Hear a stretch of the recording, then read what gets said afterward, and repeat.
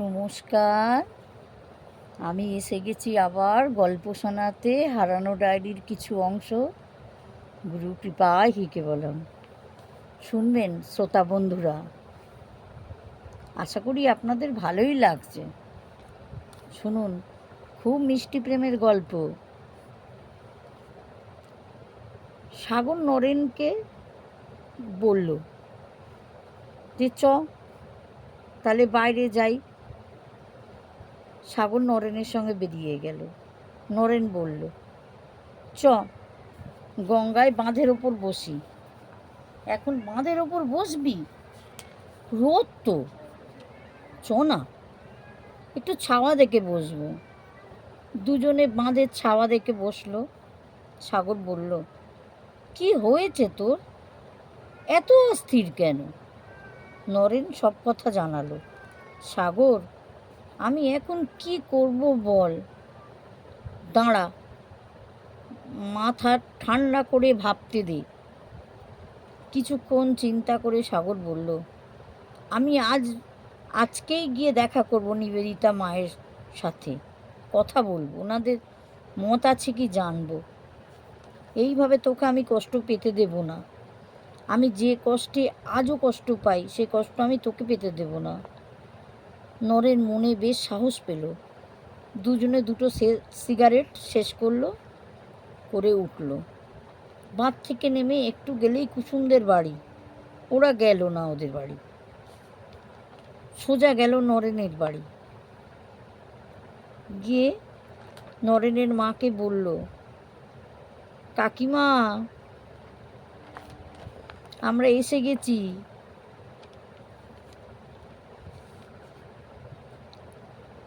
ওরা হ্যাঁ বাবা, তোরা এসেছিস যখন খেতে না, আমরা এক জায়গায় যাব।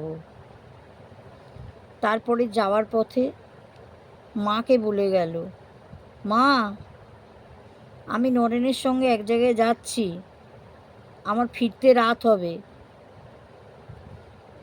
মা কিছু বলল না। ওরা নিবেদিতাদের বাড়ি খোঁজ করে ওদের বাড়ি এলো।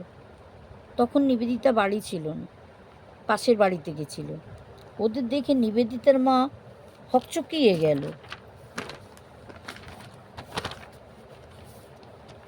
কে তোমরা, কার সাথে দেখা করতে এসছো? উনি তো এখন বাড়িতে নেই বাবা। সাগর আর নরেন কোনো উত্তরও না দিয়েই পায়ে হাত দিয়ে প্রণাম করলো। থাক থাক বাবা, বেঁচে থাকো। বাবা, তোমাদের পরিচয়টা দাও। নিবেদিতার মা কথা বলতে বলতে নিবেদিতা বাড়িতে এসে মায়ের কথা শুনতে পেল। জোরে বাইরে থেকে জিজ্ঞাসা করলো, কে মা, কে এসেছে? বলেই বাড়ির ভিতরে ঢুকলো। ঢুকে মানিক জোরকে দেখতে পেল। দেখেই আনন্দে বলল, বাবা, সাগরদা আমাদের বাড়ি? মা বলল, তুই চিনিস ওদের? হ্যাঁ, ইনি হলেন হার্টের ডাক্তার। এখনো প্র্যাকটিস শুরু করেনি, তবে খুব শীঘ্রই করবে। আর হলো নরেন্দা, আমার সিনিয়র, বিএড করে প্রফেসরি করবে। তা হ্যাঁ রে, এত খবর তুই জানলি কি করে? নিবেদিতা লজ্জায় মাথাটা নিচু করে রইল। তা ওদের ঘরে বসাবি তো? ও হ্যাঁ হ্যাঁ, এসো এসো। ওরা ঘরের ভেতর ঢুকে বসলো। মাঝারি আকারের ঘর, ভেতরে সোফা রয়েছে, একটা মাঝারি কাঠের টেবিল, তার উপরে মোটামুটি দামি একটা ফুলদানি।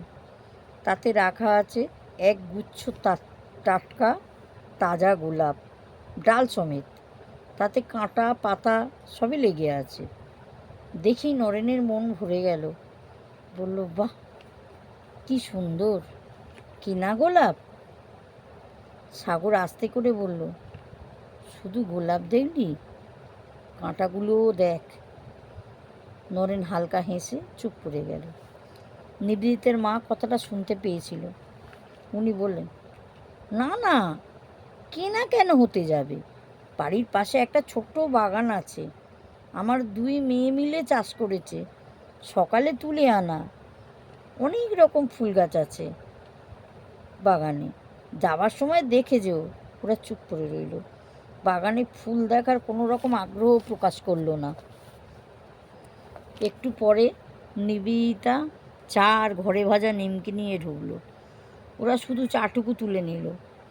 সাগর গলা নিচু করে বলল, মাসিমা, আমরা আপনার কাছে এসেছি।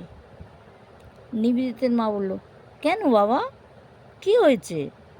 সাগর বলল, মাসিমা, আপনি কি জানেন আপনার মেয়ে আমার বন্ধু নরেনকে ভালোবাসে? নরেনও ওকে ভালোবাসে।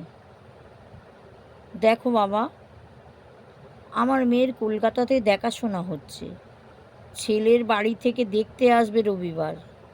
তোমার মেসোমশাই মানে নিবুর বাবা, ওনার অফিসে এক বন্ধুর ছেলের সঙ্গে মেয়ের বিয়ে দিবে ঠিক করেছে। কিন্তু মাসিমা, আপনি তো মা, আপনি যদি মেয়ের ইচ্ছার কোনো রকম মূল্য না দেন, তাহলে কে বুঝবে? এ কি অনেককাল আগের সময়, মেয়েদের নিজস্ব কোনো ইচ্ছা মতামত থাকবে না? তাছাড়া নিবেদিতা শিক্ষিতা মেয়ে, ও কি অন্য কাউকে বিয়ে করে ভালো থাকবে? ভদ্রমহিলা চুপ করে রইলেন। মাসিমা, দেখুন, আমার বন্ধু পড়াশোনায় খুবই ভালো, কিছুদিন পরেই ও প্রফেসরি করবে।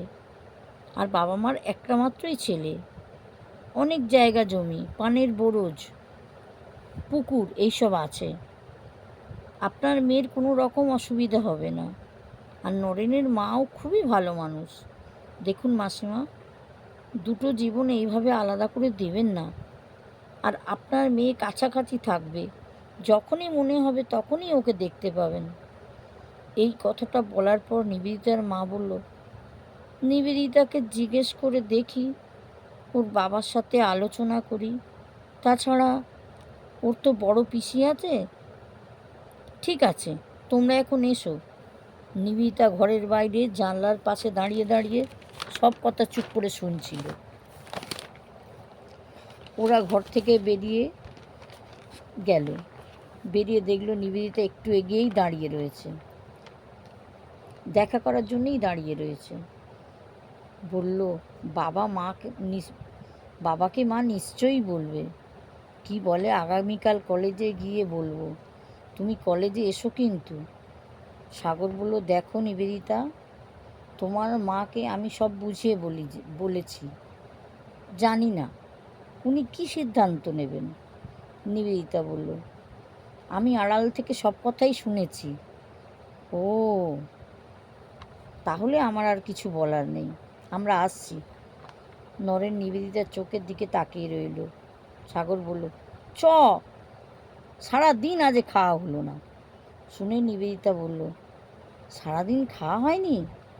নরেন বলল, কি করে হবে? সাগর তো সেই সকালে এসেই একটু বসে তোমাদের বাড়ি চলে এলো, খাবার সময় হয়নি। নিবেদিতার মনটা খারাপ হয়ে গেল। আমি কি করব বলো, আমার তো কিছু বলার নেই। জানি না বাবা রাজি হবে কি না। নিবেদিতাকে ছেড়ে নরেনের পা চলে যাবার জন্য সচ্ছিল না, কিন্তু কি আর করে। সাগর আবার তাড়া দিল, অগত্যা এগোতেই হলো। সাগর বলল, আসছি আমরা। সারা রাস্তা নরেন সাগরের সঙ্গে একটা কথাও বলল না। বাড়ির কাছে এসে বলল, চল, এখানে খাবি তো? সাগর বলল, তা তো একটু খেতেই হবে, তোর চিঠি পেয়ে আমার খাওয়া দাওয়া তো মাথায় উঠেছে। দুজনে বাড়ি ঢুকতেই নরেনের মা বলল, তোরা কোথায় গেছিলিস রে বাবা? সারা দিন তোদের জন্য আমি ভাত নিয়ে বসে আছি। ও কাকি, তুমি এখনো খাওনি? কি করে খাবো? তোরা আসবি বলে বেরোলি, এই সবে আসছিস? আরে কাকি, একটা দরকারে গেছিলাম, দেরি হয়ে গেল। চেম্বারের জন্য জায়গা দেখতে গেছিলিস? না গো না, অন্য কাজে। এখন খেতে দাও তো বাবু, খুব খিদে পেয়েছে। হ্যাঁ রে বাবা, হাত পা ধো, ভাত বাড়ছি। নরেনের মা খেতে দিলেন। ও কাকি, তুমি খাবে না? না রে বাবা, এত অবেলাতে আমি আর ভাত খাবো না, আমি একটু চা করে খাবো।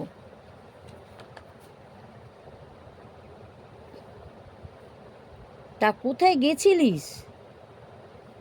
নরু তো আমাকে এখন আর কিছু বলতে চায় না, তুই বল। পরে বলবো। নমস্কার শ্রোতা বন্ধুরা, যদি গল্পটা ভালো লেগে থাকে তাহলে বেল আইকনটি ক্লিক করে দেবেন, সাবস্ক্রাইব লাইক করবেন। ধন্যবাদ।